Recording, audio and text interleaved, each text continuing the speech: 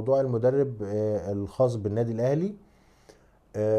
حتى الآن لسه المباحثات دايرة، وفي ميتنج زوم مع روزا، ومازال لسه الأمر مطروح بشكل قوي. ويقال إن ممكن يجي مدرب مختلف تماما عن الأسامي المرشحة، سواء روزا، سواء كروش، سواء جوميز، سواء فايلر. ممكن يبقى في اسم خامس او سادس او سابع. لسه الامور ما اتضحتش، لان مجلس اداره النادي الاهلي الامور اهدى شويه. ليه؟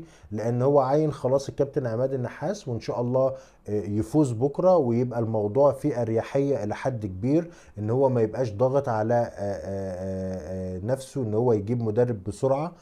طبعا هو المطلوب ان هو يجيب برضه مش بسرعه قوي، لكن على الأقل بعد 10 أيام لازم يكون المدرب موجود، علشان يقدر يشوف الفرقة، ويقدر يحط استراتيجية للمرحلة اللي جاية، ويشوف الفرقة كويس جدا.